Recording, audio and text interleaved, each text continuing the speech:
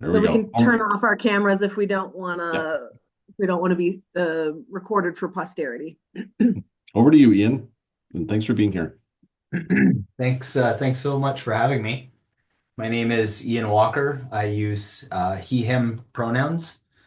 I am a resident of the Norwood Flats, which is just to the south of the downtown. If you folks aren't familiar with it, it's just adjacent to St. Boniface. I'm a parent. I have a 10 and 13-year-old.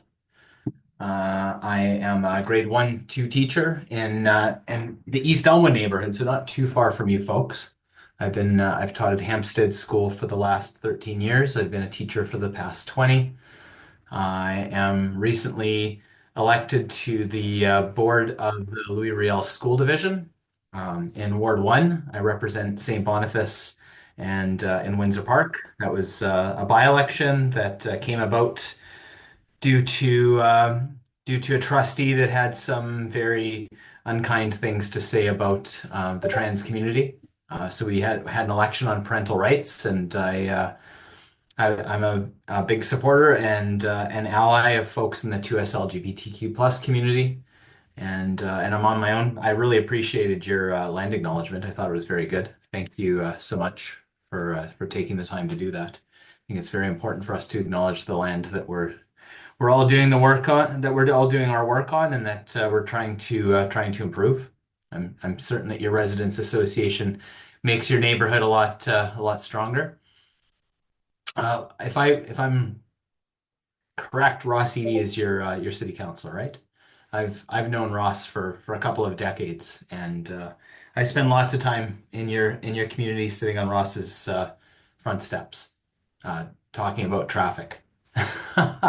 Ross actually I can't remember the exact year, it was around 2011, 2012, tried to change the default speed limit in the city of Winnipeg to 40 with his then friend Harvey Smith, who's since passed.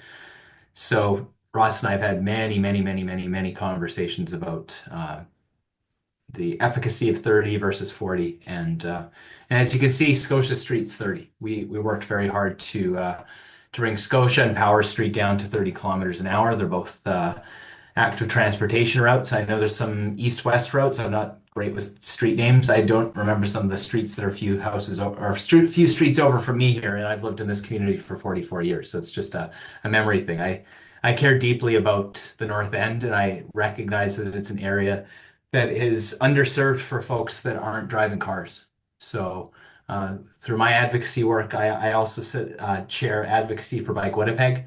We take the transportation equity of the North End very seriously. We've been advocating for the Arlington Bridge to be replaced. I've had many conversations with Ross about that. We think that that should be a priority for the city over projects like Route 90.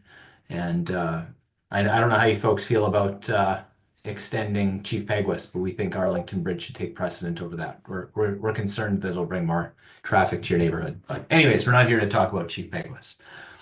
We do think we should be replacing existing infrastructure before we build new things, though.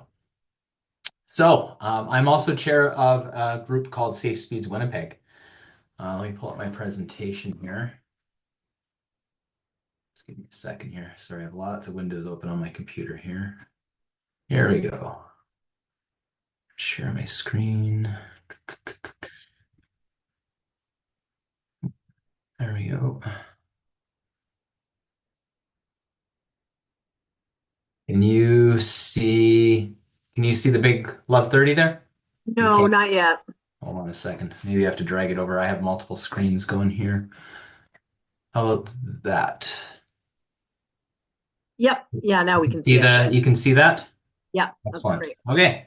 So Safe Speeds Winnipeg is a grassroots organization that developed in 2019. Our history is that the city of Winnipeg was given the authority to set speed limits in that year. That came about due to some work that my city councilor was doing. Matt Allard was trying to reduce the speed limit on Marion Street to 50 kilometers an hour so that the businesses along that stretch could have patios. The city has a bylaw that only allows patios on streets with speed limits of 50 kilometers an hour or less. So that year, Matt made that motion to the province, and the province said, "You know what? We're tired of setting speed limits in the city of Winnipeg. We're going to give them the authority." And boom, Safe Speeds Winnipeg was born. I wasn't part of the initial group that started things. I joined a couple of months into the campaign, but we got going, and this is what we're all about. So, Safe Speeds Winnipeg is as I mentioned, a grassroots initiative. Sorry, I should read my notes here. We uphold mobility as a human right in all the ways that people move within our city. We value the safety of all Winnipeg's residents. We are urging the city of Winnipeg to amend the speed limit bylaw to enforce a default speed limit of 30 kilometers an hour in all Winnipeg neighborhoods. So essentially, what it means to have a default 30-kilometer-hour speed limit is that any road without a speed limit sign on it with a higher speed limit would be 30 kilometers an hour. It's very similar to what we do with 50. Right now, the speed limit's 50 unless otherwise posted. If when you're driving into the city, you'll see big signs set up at every entry point so that folks are aware of that law. So in this picture here, we have some of our founders, and this is Malaya Marcelino. She's the MLA for Notre Dame. She was in opposition at the time, and she's very concerned and still is concerned and is still working with us to reduce speed limits because many of the folks that she represents in Notre Dame don't drive, and they're disproportionately affected by high speeds and road violence. All right, so there's many benefits that come along with Safe Speeds. Safe Speeds promote healthy, thriving neighborhoods. They promote physical activity by helping people feel more comfortable using active modes of transportation. With Safe Speeds, children are more likely to play outside and commute actively to school. Older adults are more likely to use active modes of transportation in neighborhoods with Safe Speeds. Active neighborhoods promote social interaction and strengthen community life. Retail businesses thrive with more pedestrian traffic. And Safe Speeds lower transportation emissions by reducing the amount of acceleration and deceleration done by those driving and by reducing the need to drive. As you can see here, this is a chart from the World Health Organization. In a collision, somebody going 30 kilometers an hour, a pedestrian has a 9 out of 10 chance of survival. So pretty good chance of survival, a much better chance of surviving and of not being seriously injured as well. So it reduces the severity of injuries. At 50 kilometers an hour, pedestrian has a 1.5 out of 10 chance of survival. So it's pretty dramatic difference between those two speeds. Some people talk about 40 being a compromise. When folks tell me that 30 or 40 is a compromise, I feel like it's a compromise of my own children's safety. So I don't really support that view. All right, so since we've started the campaign, the city has acknowledged a number of times that 30 kilometers an hour is indeed a safe speed. In 2020, during the pandemic, they developed a number of initiatives. The Enhanced Summer Bike Route Program was born. As you folks know, Scotia Street went from being a Sunday and holiday bike route to being a 7-day-a-week, 24-hour-a-day route, and eventually it turned into what it is now. I believe you've got some traffic calming along it and a 30-kilometer-an-hour speed limit. When I was riding down there over the summer, I saw a number of spots that were where they were building curb extensions. And essentially what those are is they narrow the street and give drivers the sense that they should be going slower. So the built environment is a very important part of having safe speeds. It's not just a matter of reducing speed limits. It's a matter of reducing speed limits first, and then that being a catalyst to improve the infrastructure so that people abide by those speeds, because we don't want drivers who are unassuming to go faster because the roads are designed for higher speeds. There are other methods to do enforcement. We're not super keen on the police handing out tickets. That can be very problematic for folks who are in the BIPOC community. We don't want police targeting people based on their gender, their skin color, and whatnot. We think that the best way to do enforcement, if it's necessary, is to do it through automated photo enforcement. There's loads and loads and loads of information showing its efficacy. One problematic piece of the photo enforcement work that we do now is that the money goes into the police budget, and we think that money would be better served going towards traffic calming. So that way it's fair for motorists. We want to make sure that people aren't getting speeding tickets over and over and over and over again. We would eventually like to see roads redesigned, and that would be a source of revenue that could be used to ensure that motorists are treated fairly and that roads are safe for all users. So you can see here there's a fairly long list of enhanced summer bike routes. I don't believe I captured them all in this picture. I just wanted to give you an idea. I live on near Lyndale Drive, and it's a nice connection for folks traveling through Norwood between Old St. Vital and the downtown. And I use it to get in and out of the downtown. So it's a shame that it goes away in the winter because I still ride a bike year round, and so do my kids and many of my neighbors. So it's something we'd like to see permanent. You folks have gotten a little bit of a better deal with Scotia than we have with Lyndale. Many of the routes that the city implemented during the pandemic have now been turned into neighborhood greenways. If you have a look at the map here, you'll see Powers and you'll see Scotia, and I totally forget the name of that street there. Maybe one of you could pipe in. Does anybody know what route there is 30 kilometers an hour that takes you all the way up into the Tyndall Park neighborhood? I've used it. McRae? It's McRae. Thank you. So McRae, so you can see you've got a bit of a network there, right? You don't have a lot of bike lanes in the north end, but you do have some neighborhood greenways, which are spaces that are meant to be low traffic volumes and lower speeds. 30 kilometers an hour is kind of the benchmark that experts say is the right speed for a neighborhood greenway. And they also want to have fewer than 1,000 cars per day. I live near Eugenie. I use this street here to get up into the eastern parts of St. Boniface, and I think we're seeing 600 cars a day on it from what I've last heard, and it's not the most comfortable street. I'm fine with it as an adult, but I don't feel comfortable letting my kids use it to get to school. So I make them ride on the sidewalk there, which is in itself dangerous at intersections. But anyways, we're not in a perfect world yet. We're working our way to getting there.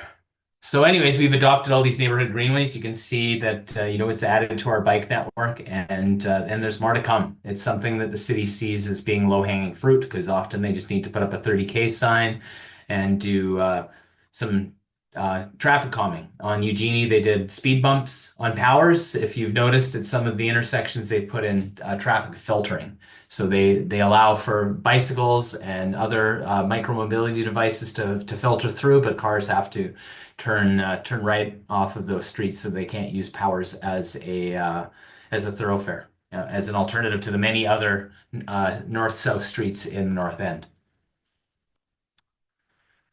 And that brings us along to the last initiative that the city's done. That's the reduced speed neighborhood pilots in I believe it was March 2023. They reduced the speed limit in 4 neighborhoods. They tried out 2 neighborhoods at 30 kilometers an hour. One is Burkevale. Burkevale's adjacent to Polo Park. If you head west down Portage Avenue, it's on the south side of Portage between Route 90, Portage Avenue, and the Assiniboine River. Tyndall Park has been reduced to 30 kilometers an hour. They've done this in both of those neighborhoods by putting up a 30-kilometer-an-hour sign on every street or in every block in those areas. That's the way the city has done it for now. In the future, they're going to have to use gateway signage, which essentially means setting up a sign on the periphery of a community so that folks going into it know that the speed limit within that community is 30.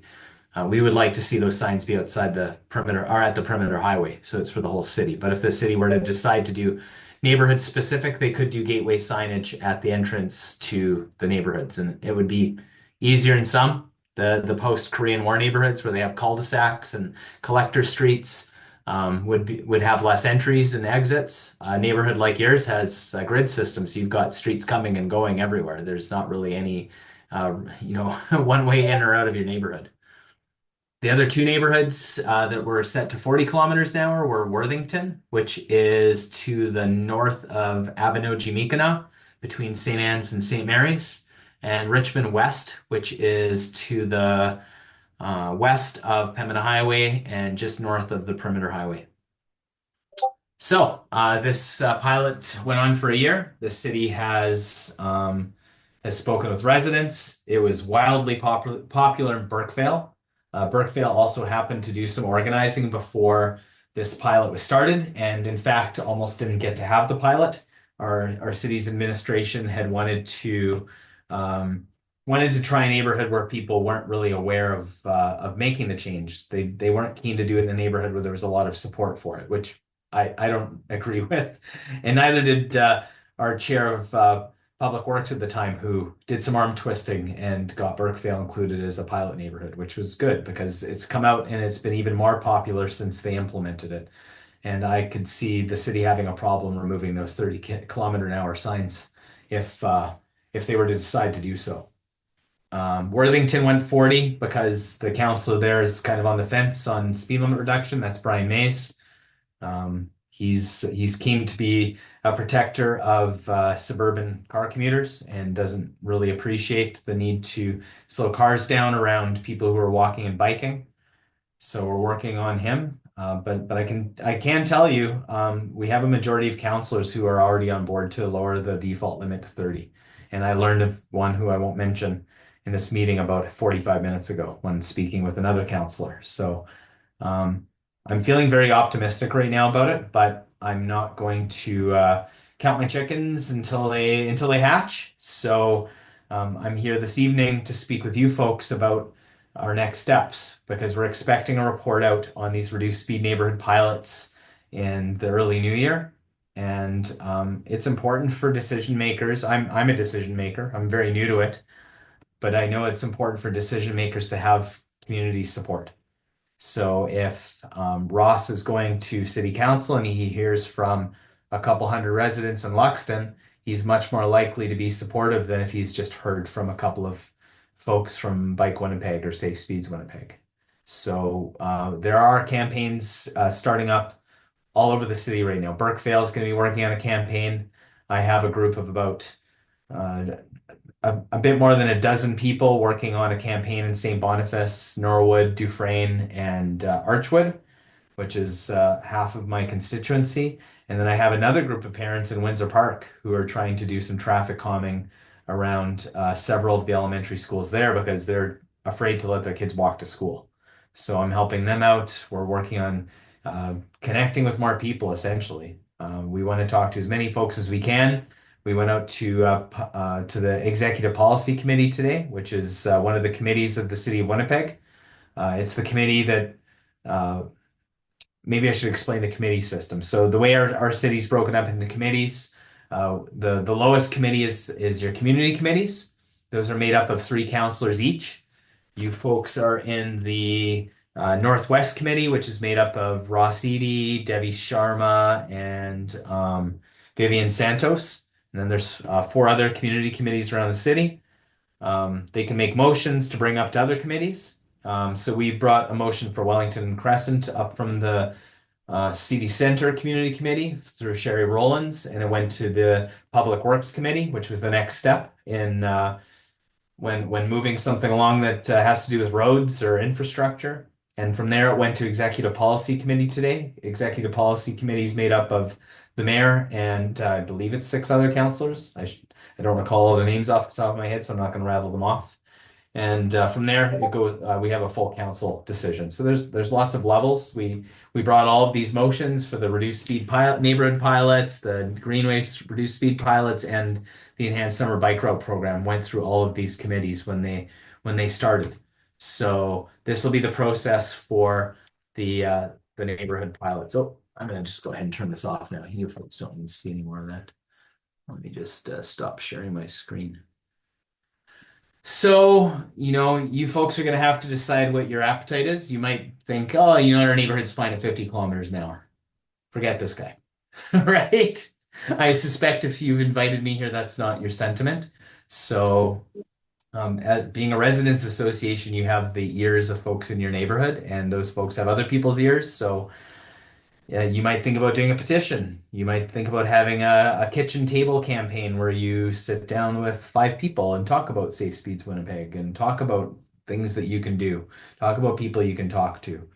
You can work with me if you'd like, and I can help you understand how to make motions at community committees and how to work with Ross on this. I've spent hundreds of hours probably talking to Ross about 30K. Just a disproportionate amount of time talking to Ross. He's a lovely human being, but he stopped driving a car and riding a bike in his 20s when he lost his vision. So his idea of cycling when we first started talking about this was as a young, fit man. And there are many people that walk and bike that aren't young, fit people. You know, there's all kinds of different folks that aren't as comfortable on our road network as he might have been, or as I might be.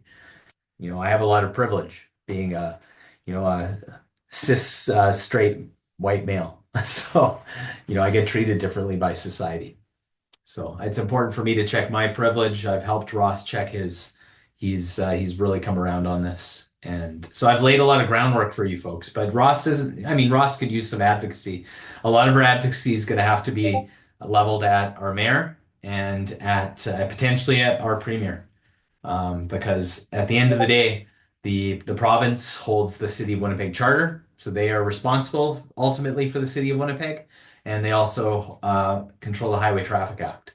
So they could very easily take the authority back from the City of Winnipeg and say, you know what, City of Winnipeg, you need to have a default 30-kilometer-hour speed limit. So I can tell you that Wabcanoe is not there right now, though. So if we're going to go that route, it's going to take a concerted effort, and it's been bantered around that we might go into Fort Rouge and talk to his constituents, but we're not sure if we're going to do that. We're having lots of conversations with decision makers, lots of soft conversations in the back rooms with councilors and the mayor and all that stuff. And again, like I said, we're trying to be supportive.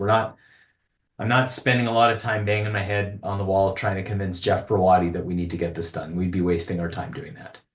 And Jeff and I get along really well socially. I'm not knocking the guy. He's a nice human being. He just doesn't get it.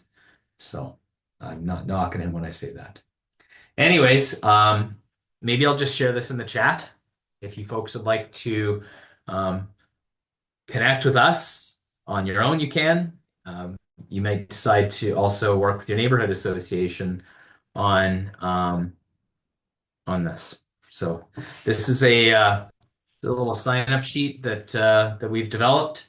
It's what we're going to do with it is we're going to contact these folks and find out what their level of comfort is interacting with the decision makers. Ultimately, the best thing that one could do is come out to public works meetings and to executive policy committee meetings to speak with councilors. We had 58 people come out to executive policy committee, and they spent the entire day listening to delegations, and they cut in half the amount of time we each got.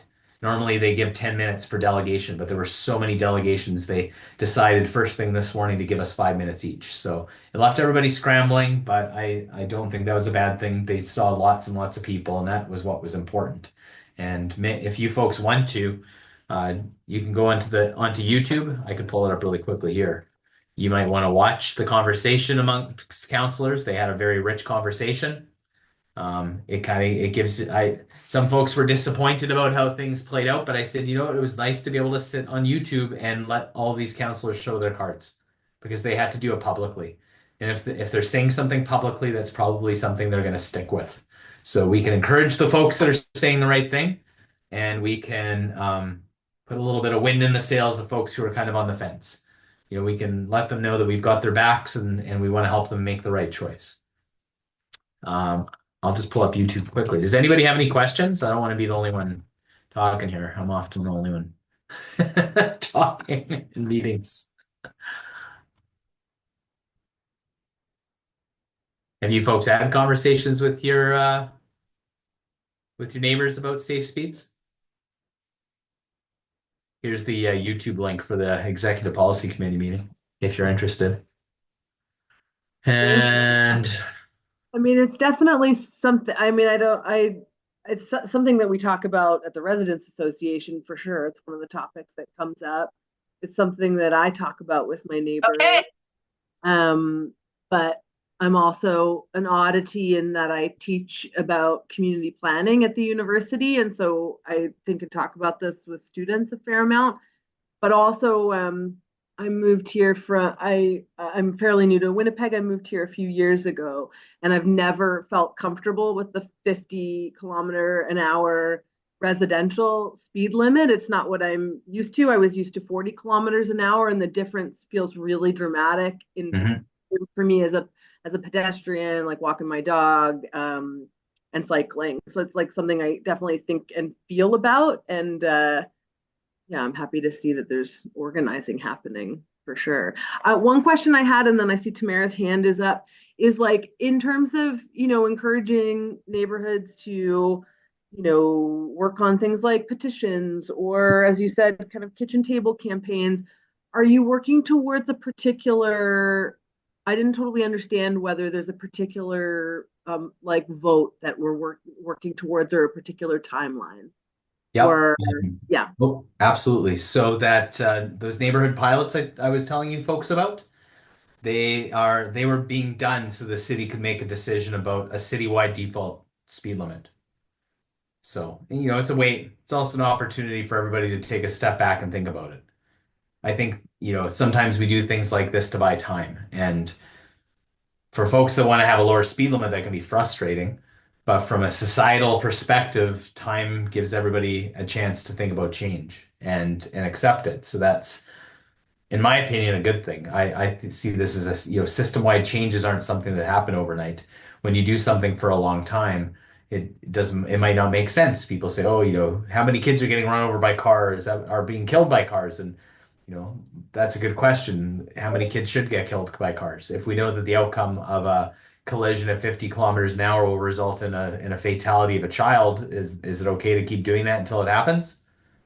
And also about perceived safety, meeting with my own constituents and hearing their concerns about their children walking to school. It's not new information to me. I've been doing road safety campaigning for 13 years, but it's still a good reminder that I'm not the only person that cares about it. Did that answer your question? So in the new year, there's Yeah, this report is totally. going to be coming out. We don't know exactly Mhm. when. It's going to be January, February, March. They confirmed that in the meeting. If you watch the end, you can decide how much of that executive policy committee meeting to watch. It's 7 hours long. There's Oh, a lot wow. of delegations. There's some really good delegations. Wendy Van Loon, who is Rob Jenner's widow, presented. She's just been a superstar. And she's been out to do some training with. Do you work with Joe Kerna, Julie? Yes, yeah, yeah, and not directly. I'm at the U of W, but yeah. Oh, is Joe Kerno now at the U of W? Is she U of M? No, she's at the U of M. Oh, okay. She's been doing courses out of the U of W on Saturdays. They've been training advocates. So we've already got an army of people that are fighting now for 30 kilometers an hour. It's been as some one of the I'm not definitely not one of the only, but during the pandemic it was kind of a lonely time. There was a lot of people that had other things happening. So I've kind of held the purse with Safe Speeds Winnipeg because there hasn't been a lot of other people that are available to be spokespeople. So I've made it work. Mhm. Tamara, you have a question? Hi, thanks. Yeah, I had a question about timing as well. If I was wondering if there was any additional insights as to when this would be coming to council. You've answered that one. And I just wanted to chime in about, and from, I guess, my perspective working within education, a lot of the conversations we've had around this in community and then within informally with board members is about extending the safety net that 30 kilometers an hour around the school provides. Mhm. So not everybody lives on the one block around the school. The kids walk to school from blocks away. Mhm. And it's the reminder that those little ones are going and young people are going to school, and we want to encourage them to be able to go on foot. And now we hear from parents that they're driving their kids to school because they don't want them to get hit by a car, Yeah, which then just exactly. compounds. It's an interesting conversation, right? So that idea of slowing things down, making it safe for kids to get to school Ian, did you talk about your school bus, your biking school bus? Oh, my bike bus. Yeah, I can talk about my Yeah, bike like bus. those kinds of initiatives and walking, it just becomes so much safer Yeah. when the traffic around you is moving slower, and then more people tend to take that active transportation when they can. So that was just another piece. We have like Luxton, St. Cross, and St. Cross for a ways is 30. But all of the other streets potentially are not. So and kids are walking down those streets to get to school. So that's just our example in our little neighborhood, but it's the same way everywhere you have a school. And there are 79 in Winnipeg School Division, and multiply that by 2 or 3 for the rest of the city. So even just expanding out from the schools to cover the entire kind of network around the school would be an improvement. But that's just from my perspective. Keeping kids safe is important. So that's it. Absolutely. Thank you. And I learned when we were at that Manitoba School Board Association meeting that I had support from my board to do 30 kilometers an hour as well. Like it was not a hard sell. I was a little surprised at all the other school divisions saying no, though. Every other school division in that room voted it down. Perhaps they don't understand it. I think maybe they're not having conversations. Maybe it's not part of their strategic plan. It's part of our school divisions. One of our strategic plans is getting more kids walking and biking to school. And one of the first things I asked when I read it, I was like, okay, so what are you doing then? And how can I help? Right? Yeah. And they don't really know. So I think they're happy I showed up. So if your board's wanting me to come out and have a rich conversation about how to go about encouraging, I mean, at the end of the day, we need to encourage other decision makers to be doing that. Yeah, for sure. And in your area, you've got a pretty good support. Like you've got Malaya Marcelino, and you're in the Notre Dame constituency there, right? Sherry Rolla. We have pretty much every cabinet minister in Wab Canoe's cabinet in our school division. Realm, like we're pretty stacked in terms of representatives now. Didn't used to be that way. Yeah, absolutely. So there's that for sure. And I know the Winnipeg School Division has been talking about these kinds of things about traffic calming around schools. There's a lot of schools that are on very busy streets. Yep. So informally, I'd welcome you to come as a delegation, Ian, always. I think you'll have to invite me, right? You'll have to invite me, and we'll have to negotiate with your board how I'm going to come make a delegation. You just bring somebody who lives in the Winnipeg School Division. Do you live in the Winnipeg School Division? I do, but I'm a board member. So I do. I have a couple of friends in Glenelm. So would that be the route? Get them to invite me? Yep, that's right. Okay. That's it. Then I could delegate. They get them to come with you and speak. Yep. Okay. I'll be your date, Ian. Sorry? I'll be your date. Okay. We've got lots of offers. I feel love. Thank you. Yeah, we've got a meeting on December 16th and then again middle of January. What day of the week is that? It's a Monday. Oh, perfect. We meet on Mondays. Perfect. Yeah. How many people am I gonna find a supportive board, do you think? I'd say definitely drawing a line down the middle for sure. Okay. And again, we've talked about these things, so maybe even more than that. It's the board, I'm proud to say, is very focused on the welfare of kids. So yeah, this is something that I think everyone will be very open to hearing about. Excellent. Okay, I'll talk to Brent. I'll either take you or my friend Julia in Glenelm there might want to come too, because she's been helping out with the campaign.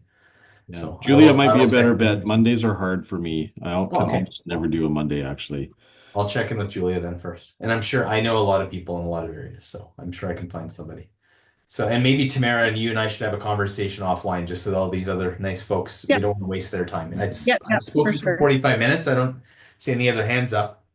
So we've got a couple of comments in the chat. One from Lewis, who goes to school just around the corner, who says yes to 30 kilometers. And one from Mike, who's saying, personally, I dislike bump outs for cyclists, as I feel it takes me out into the traffic, and I'd like to see smaller bump outs. So I'd be happy to address Mike's comment. Mm-hmm. So I agree with you in some circumstances.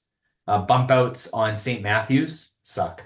They're awful. They bring you into traffic. on Scotia Street, where traffic's moving at relatively the same speed as you on your bicycle, you should be picking a line. Same with on Wolseley. You pick your line. You're not zigzagging it out of them. You're in traffic. Cars should be going at the same speed as you. So the smaller the bump out, the faster cars are going to go. The whole point of those bump outs is to make people uncomfortable. So if traffic volumes are so high in Scotia that there's too much traffic to feel comfortable going down Scotia, then we need to be having a conversation with the public service about reducing traffic volumes on Scotia. And they might need to look at something like doing some filtering, like that's been done on Power Street. So those curb bump outs are put that way there for a reason by the engineers who have, they're very well researched. I prefer them to speed bumps. The problem with speed bumps is people accelerate between them, whereas the bump outs kind of give you a more continuous compliance of speed. And they're not the only tool that can be used. You can use speed boards. You can plant trees. Having trees planted along the side of the road slows cars down. So if you're in your neighborhood, I imagine you have hopefully you still have some mature elm trees on your boulevards. Those trees are slowing cars down. So when they're coming down due to Dutch elm disease, it's really important to get busy planting new trees right away because it's going to increase the speed on those streets. And then other measures will have to be taken. And I mentioned automated enforcement. That is something that the province is reviewing right now. The previous government ignored it, and our photo radar system is broken at the moment. The legislation needs to be updated. And recently, the Association of Manitoba Municipalities made the request too, because many municipalities want to be able to use automated enforcement because it's highly effective and can be used without having to hire more police, which are very expensive. So I hope that answers your question there, Mike. Is there any more? I see Brent's got his hand up there too. I just Sorry? wanted to ask Ian, sometimes when I'm chatting with folks, there's lots of interesting opposition, and sometimes you can make sense of it and sometimes you can't. The one that I struggle with the most, and I'm wondering if you have a strategy or some talking points that you found helpful, it's the folks who say, well, kids need to be taught not to go on the street, to stay away from the streets, to be more safe, blah, blah, blah. It's the kids' fault, essentially. It's the drivers are, have full access to the road and they shouldn't have to share. And no kid should ever be on a road, so they should never get hit. Shouldn't be a problem. That kind of, interesting approach. Yeah, I've definitely heard that argument made. I guess the difference between a child and a licensed adult is the adult is licensed to drive a vehicle and has a responsibility to follow best practices. And the other note about children, I've been a teacher for 20 years. I've worked with a lot of kids. Some kids are very impulsive, and you could talk to them until the cows come home about road safety.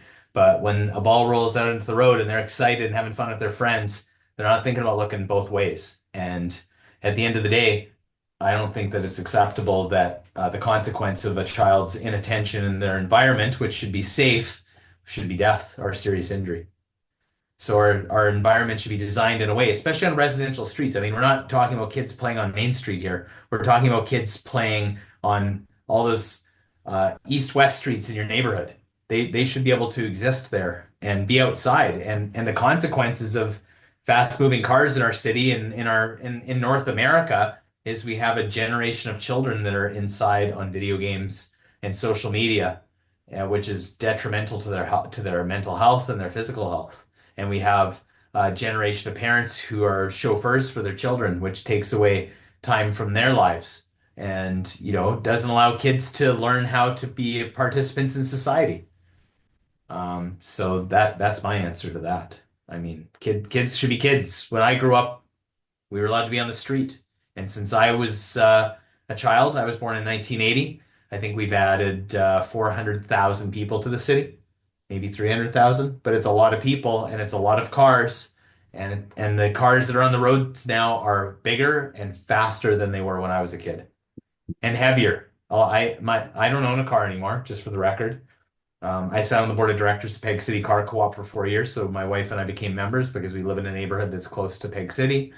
But our last vehicle was a Nissan Leaf, which isn't a terribly big car, but because it was an electric car, it was 1,000 pounds heavier than a Nissan Versa.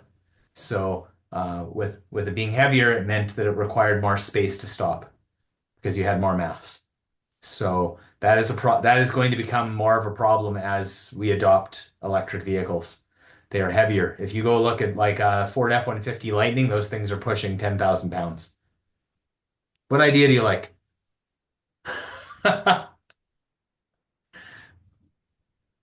Somebody likes an idea. Which one? Oh, oh, yeah. Lewis is almost 8 and likes the idea of 30 kilometers. Oh, thank you. Any kids involved or youth involvement in this? My kids are always involved in these sorts of things. We've been doing lots of advocacy over the last 6 years. If you go back to the article in 2019, you'll see I'm standing in the CBC article with my eldest son, who was 7 at the time, and he's now 13. So they're along for the ride on this, and they give up a lot of my time so that I can come to meetings like this and speak with nice folks like you to help make the city a nicer place for them. And maybe while we're talking about youth, Winnipeg is losing a lot of young people, and those people are going to cities that cater to the things they want, which isn't cars and isn't neighborhoods out in the suburbs. It is complete communities where they can like walk out the door and go to a cafe or go to the grocery store or go to the pub without having to get into a car. So if we want our young people to stay in our city, we are going to have to pivot. And the other thing you may have noticed in my presentation, this is one of the most cost-effective ways that we could reduce vehicle emissions in our toolbox. It's essential that we do it. The city is committed to reducing the number of single occupancy trips in cars to 50% by 2030, which is 5 years away. And we're currently at 80%. So that is a huge needle to move. So if we want to do that, we can't keep the status quo because the status quo is not moving us in the right direction. Maybe on that note, I'll say thank you so much for joining us and for letting us know about all of the work that you're doing, but also I think giving us a lot of ideas of how we could participate in it, both individually and maybe collectively.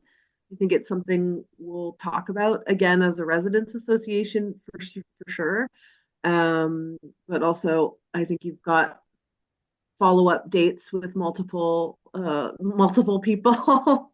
Yeah, I really appreciate it. Really appreciate hearing about it. It makes me feel excited and energized to get to hear about organizing that's happening that is so needed, just so very needed. Yes, I'm going to drop that link one more time. If Sure. you know folks that are interested and they don't have someone to organize with, they should come organize with us. Great. So please share that. If you each share that with 5 people and those people share it with 5 people, all of a sudden we have a movement and it doesn't require a lot of lifting. And we'll tell you what to do. We'll teach you too. Like going in and delegating at City Hall can be intimidating. So we want to show you how to do it. Yeah, it can be very intimidating, but also then very empowering when you get to do it. One of my students was part of the delegation the other day, I think, and who's that? Daria. Oh, I know Daria. Yeah, she was in my intro class just this past term, and there's something, anyways, I could talk at length about it, but there is something about, especially for young people, a sense of frustration and despair and real deep anxiety and worry from a climate perspective, but also from a like livability of the city perspective. And so when there are these invitations to get practically involved and just come show up, we'll show you how to do it, and the possibilities open up. And I think it's really important for all of us to understand that that's and to be able to imagine that something could be different and that you could be part of it. So yeah, I really Very empowering. appreciate your work and also the conversation tonight. It's been very nice. I appreciate all of your folks' time. I know that you probably all have very busy lives and you probably all sit on various other committees too. You know, nobody just volunteers for one thing. Usually true. All right. Well, you folks have a good evening and don't hesitate to reach out to me at Safe Speeds Winnipeg. You can reach me at also here. If you want to have a conversation with me about doing some organizing and you don't want to reach out to our listserv there, just send me an email. I'm happy to chat. Oh, sorry, it's Safe Speeds Winnipeg. That's our website. safespeedswpg@gmail.com. Or you can reach me at Ian Walker. You can look me up on the L'Oreal School website. I have like a ton of email addresses. There's lots of ways to get in touch with me. Awesome. Thanks very much. Tomorrow I'll be in touch. Sounds good, Ian. Thank you so much. Take care. Thanks, Bye. Ian. Thanks, Bye. Ian. You're welcome.